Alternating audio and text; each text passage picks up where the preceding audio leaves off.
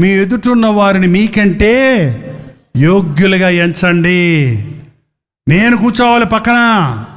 ప్రభు వచ్చి చూసేటప్పటికి వీళ్ళందరూ ఆ యెరూషలేము వీధులు రెడ్ మట్టి అండి, ఎర్ర మట్టి, దుమ్ము కొట్టేసి ఉంటాయి. ఆ రోజుల్లో బూట్లు కావు, సాక్స్ అయ్యి లేవు, ఇలా తాళ్ళతో కట్టుకున్న ఆ చెప్పులు ఉండేవి కాబట్టి ఫుల్గా మట్టి కొట్టేసి ఉంటాయి అన్నమాట.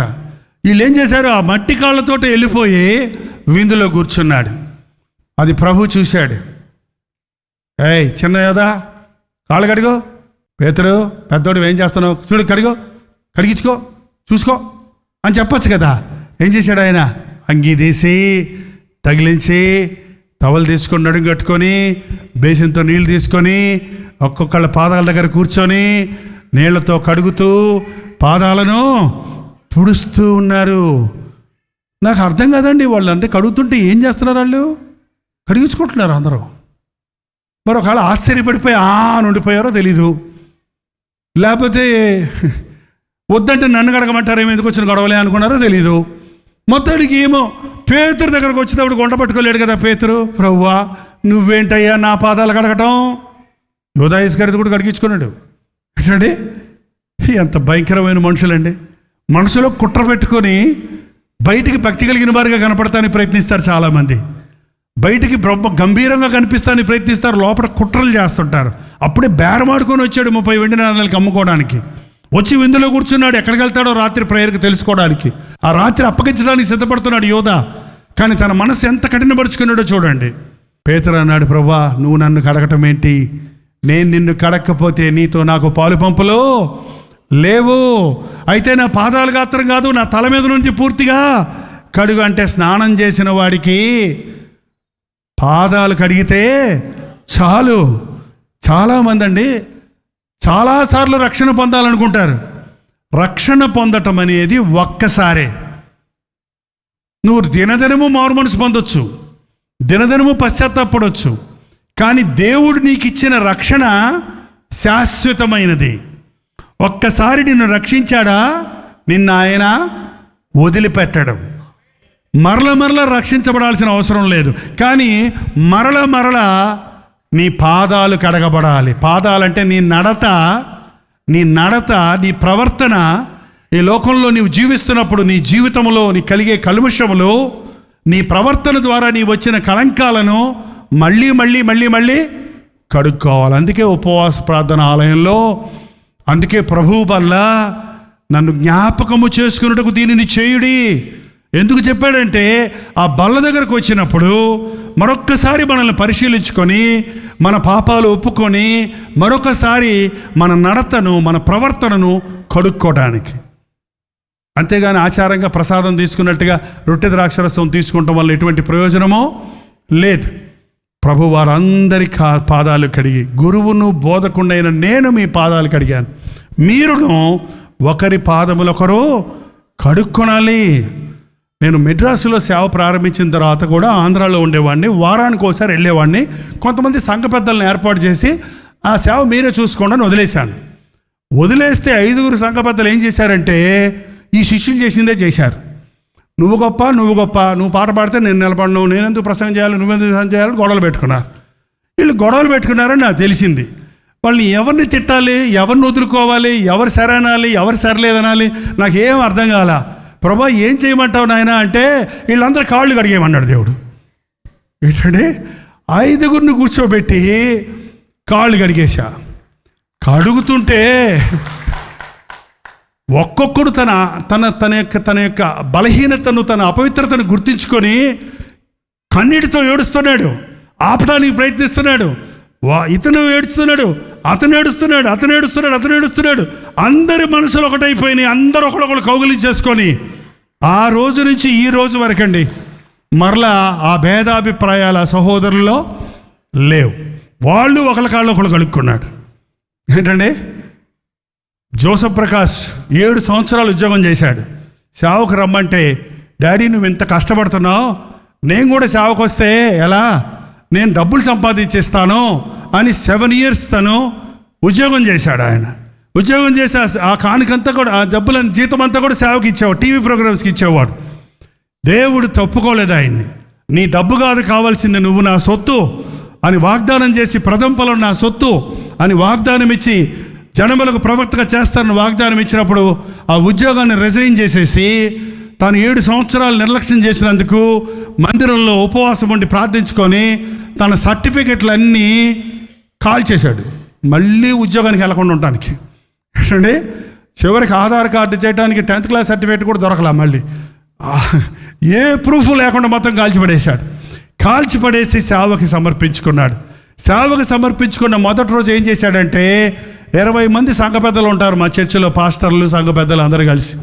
అందరూనే పిలిచి, అన్న డాడీ అందరినీ నా కోసం ప్రార్థన చేయమని గుండ్రంగా కూర్చొని అందరం ప్రార్థన చేస్తుంటే కళ్ళు మూసుకొని ఉన్నప్పుడు ఎక్కడి నుంచి తెచ్చాడో బేసిన్తో నీళ్లు ఏంటంటే మగ్గు తీసుకొచ్చి మొత్తం సంఘ పెద్దల కాళ్ళన్నీ కడిగేశాడు. ముందు ఉన్న వాళ్ళందరి పాదాలు కడిగేశాడు. ఏంటంటే అందరూ ఒక విధమైన ప్రేమ, ఇంతగా తగ్గించుకున్నాడు సేవకుని కుమారుడే అనే తగ్గింపు వచ్చి వాళ్ళు కన్నీరు గార్చడం, అందరు ఏకమనసుతో ప్రార్థించాం. అందుకని ఆ రోజు నుంచి ఈ రోజు వరకు సంఘ పెద్దలు ఎవరు కూడా తిరగబడరు, ఎవరి మధ్య మిస్అండర్స్టాండింగు ఉండదు. మీకు ఎవరి మీద కోపం వస్తే గబగబా చెంబుతో నీళ్ళు తీసుకెళ్ళి కాళ్ళు కడిగేయండి.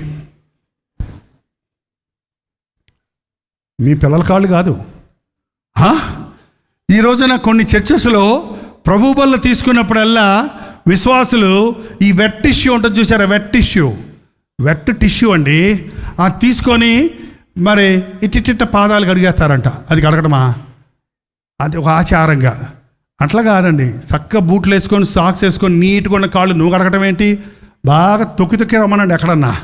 అదంతా చేత్తో దులిపి కడగాలి. ప్రభు కడిగింది అలా కడిగాడు, ఊరకే ఆచారంగా కడగలేదు. ఇక్కడ మనస్సు మనం కలిగి ఉండాలన్నది ముఖ్యమే కానీ ఆచారాలు వెంబడించడం కాదండి. పక్కవారి కాళ్ళు కడగడానికైనా నేను సిద్ధమే, నాకంటే చిన్నవాడైనా వారికి నేను పరిచర్య చేయడానికి సిద్ధమే అనేది క్రీస్తు యేసునకు కలిగిన మనస్సు. గురువును బోధకుడినైన నేనే మీ పాదాలు కడుగుతున్నాను కాబట్టి మీరు కూడా ఒకరి పాదాలు ఒకరు కడుక్కోండి అని శిష్యులకు చెప్పాడు. రొట్టె ద్రాక్షరసం ఇచ్చాడు. నాతో పాటు ఎవరు చేయి పెడతాడో మీలో ఒకరు నన్ను అప్పగిస్తారు ఈ రాత్రి అని చెప్పాడు. ఒకవేళ మనమైతే ఏమంటాం తెలుసా? ఆయన ప్రభువా, పేతురా, యాకోబా, యోధా కదా అంటాం కదండి. ఏమంటామండి? నేను తప్ప అందరు మంచివాళ్ళు.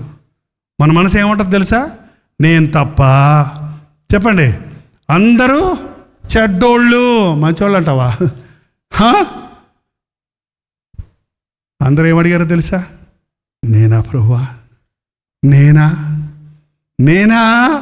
నిన్ను అప్పగించేవండి, నేనా అని వారిని పరీక్షించుకుంటున్నారు. ఎప్పుడు కూడా ఉనండి, మనల్ని మనం పరీక్షించుకోవాలి. ఇతరులను మనం విమర్శించకూడదు. ఇతరుల తప్పులు బయటపడేయడానికి ప్రయాసపడతారు కొంతమంది. నీ తప్పులు దాచుకొని ఇతరుల తప్పులు బయటపడేయటం న్యాయమా? ఒక్కొక్కసారి నీ తప్పులో ఇతరుల తప్పుల భాగం ఉంటే నీ తప్పుతో పాటు వాళ్ళ తప్పులు కూడా బయటపడేయడానికి చూస్తుంటారు. అది తప్పది. నీ సంగతి నువ్వు చెప్పుకో. నేనా అందరూ అడిగేశాక యోధా చివర్లో మిగిలిపోయాడు. మరి అడగకపోతే బాగోదు కదా. నేనా, నువ్వు అన్నట్టే అన్నాడు ప్రభు. ఏంటంటే నువ్వు అన్నట్టే అంటే లేచి వెళ్ళిపోయాడట. ఆ రాత్రి ముక్కపుచ్చుకొని లేచి వెళ్ళిపోయాడు. సాతాను అతనిలో ప్రభు బలలో పాలు పొమ్ములు పొందితే ఆశీర్వాదం అనుకుంటున్నారేమో. నీ హృదయము సరి లేకుండా ప్రభు బలలో పాలు పొమ్ములు పొందితే అది నీకు నష్టాన్ని కలుగజేస్తుంది. ఇది ప్రభు శరీరమని వివేచించకుండా నిర్లక్ష్యంగా చీకరించే మీలో అనేకులు వ్యాధిగ్రస్తులుగా ఉన్నారు, మీలో కొందరు మరణించున్నారని పౌలు చెప్పాడు. కొరింథీయులకు రాసిన మొదటి పత్రిక 14వ అధ్యాయం, ఇప్పుడు టైం లేదు మనం ముగించుకొస్తున్నాం. 11వ అధ్యాయమును మీరు చదివితే ఆ ప్రభు బల్ల విషయంలో మనం ఎలా జాగ్రత్త పడాలో తెలుస్తుంది. ఆ రాత్రి అయిపోయిందండి. 17వ వచనం చదవండి, సరిపోండి, ముగించేద్దాం. సాయంకాలమైనప్పుడు, ఏ సాయంకాలం? గురువారం సాయంకాలమైనప్పుడు ఆయన ఒలీవ కొండలకు వెళ్ళాడు. ఆ రాత్రి గెత్సెమని తోటలో ప్రార్థించాడు. ఆ అర్ధరాత్రి యూదా ఇస్కరియోతు వచ్చి ఆయన్ని రాను వారికి అప్పగించాడు. తెల్లవారు 9 అయ్యేలోగా శుక్రవారం యేసు ప్రభువుని కయప దగ్గరికి, హేరోదు దగ్గరికి, పిలాతు దగ్గరికి,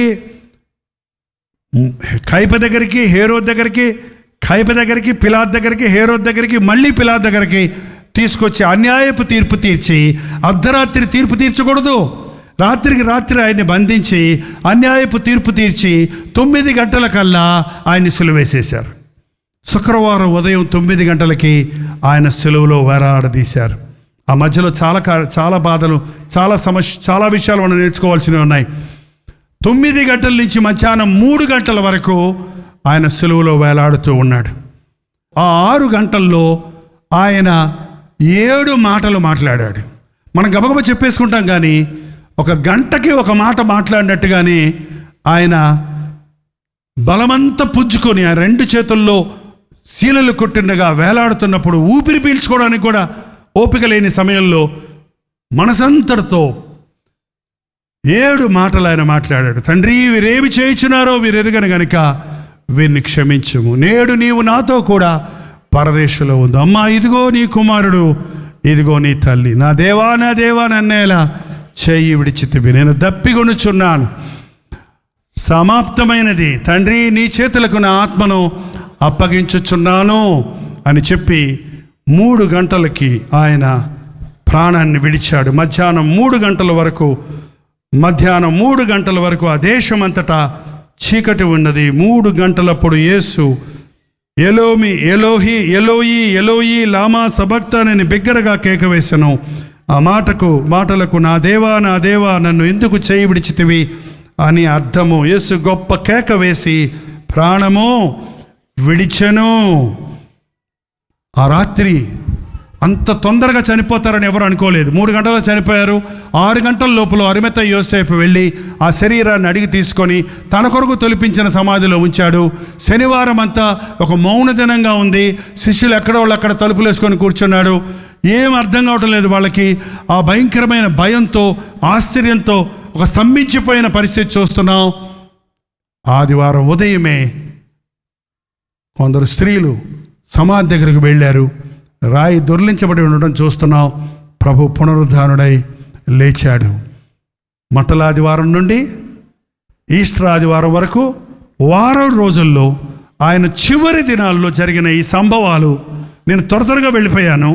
మీరు తీరిగ్గా ఈ అధ్యాయాలను చదివితే, అన్ని సువార్తల్లో ఉన్న విషయాలు చదివితే మరెన్నో విషయాలు మీరు గుర్తించగలుగుతారు.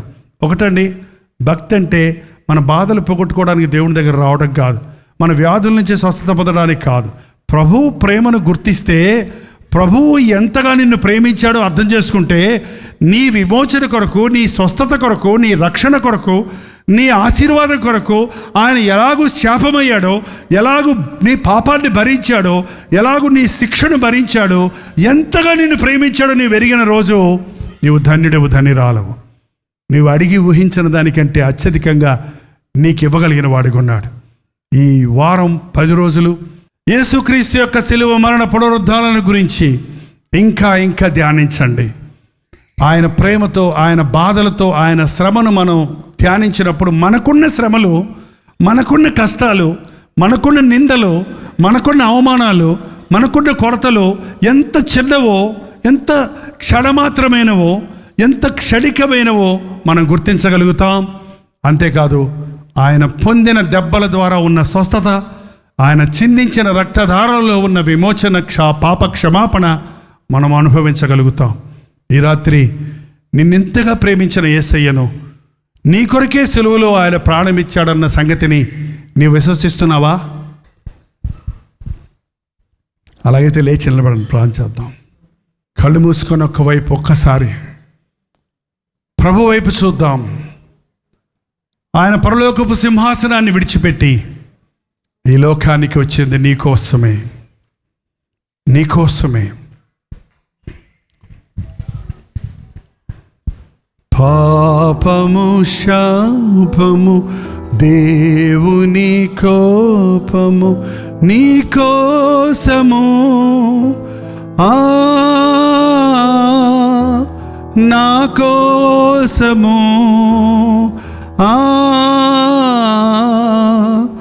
భరించెను యేసు దైవము, భరించెను యేసు దైవము.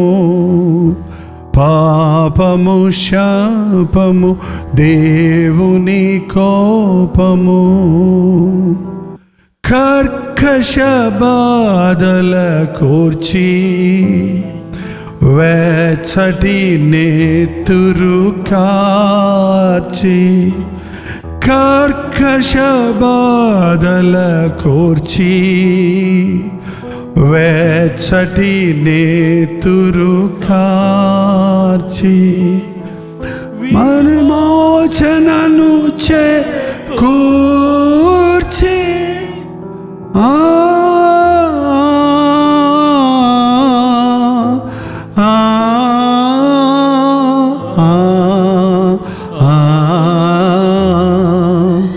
విమోచనను చేకూర్చి,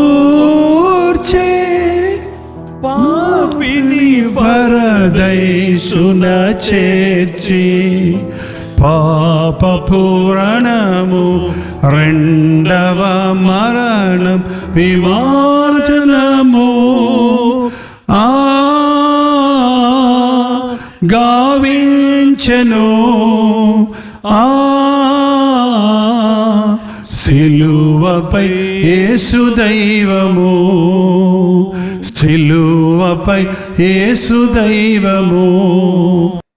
నా కొరకు గాయపరచబడ్డావే, మన అతిక్రమం నిమిత్తమై ఆయన గాయపరచబడ్డాడు, మన దోషముల నిమిత్తమై ఆయన నలుగొట్టబడ్డాడు, మన అపరాధ పరిహారార్థమైన శిక్ష ఆయన మీద మోపబడిందన్న మాట ఎంత సత్యమో గ్రహించుటకు నాకు సహాయం చేయయ్యా. ప్రతి ఒక్కరు నోరు తెరిచి ప్రభుతో చెబుదాం. ప్రార్థన. పరిశుద్ధుడా, ప్రేమగల తండ్రి, ఒక్కసారి మమ్మల్ని చూడు నాయన. నీ బిడ్డలు హృదయాలు తెరిచి వారి స్వరమెత్తి నీకు చెప్పుచున్న మాటలు విను నాయన. వారి గుండెల్లో, వారి హృదయాలలో, వారి ఆలోచనలతో నీ నామాన్ని మహిమపరచడానికి వారి తలంపులు, వారి ఆశలు, వారి కోరికలు చూసి వారి హృదయ వాంఛలు తీర్చును ఆయన. ఇక్కడ ఎవరు ఇంకా సాతాను బంధకములలో ఉండకూడదు ప్రభువా. ఆ ఓడిపోయిన శత్రువుకు మేమెందుకు భయపడాలయ్యా? ఆ కలువరి శిలువలో సాతాను తల చితకగొట్టబడింది కదా, శక్తిహీనుడిగా సాతాను మారాడు కదా నాయన. మేము అపవాదిని ఎదిరించడానికి శక్తి దయచేయి. వాడు మా ఎద్దు నుండి పారిపోయినట్లుగా మేము నీకు సమీపస్తులుగా ఉండడానికి సహాయం చేయి. ఈ ఆవరణలో ఉన్న ప్రతి ఒక్కరిని దర్శించుము. ఈ దినాలలో, ఈ శ్రమ దినాలలో నీ ప్రేమను మరల గుర్తు చేసుకొని, నీ శిలువ యాగమును గుర్తు చేసుకొని, నీవు బోధించిన విషయాలు, నీవు నేర్పించిన విషయాలు, నీవు జీవించిన విధానాన్ని మేము ధ్యానించి ఆ రీతిగా మార్పు చెందడానికి సహాయం చేయి. యేసు క్రీస్తు నామములో అడుగుచున్నాము తండ్రి. మన తండ్రి అయిన దేవుని యొక్క ప్రేమయు, కుమారుడైన క్రీస్తు యొక్క కృపయు, ఆదరణకర్త అయిన పరిశుద్ధాత్మ యొక్క సహవాసమును కూడి వచ్చిన మనందరికీ ఇప్పుడును సదాకాలము తోడై ఉండునుగాక.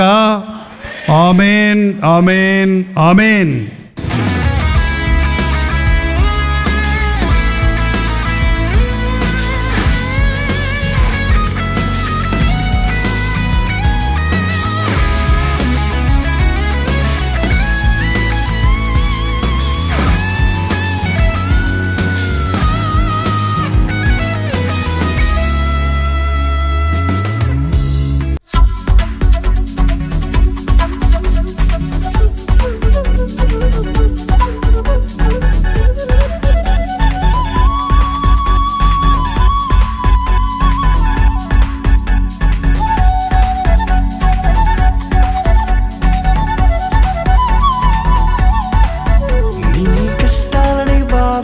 శ్రమలన్నీ తీర్చే అనాథుడు యేసే. నీ కష్టాలని బాధలన్నీ శ్రమలన్నీ తీర్చే అనాథుడు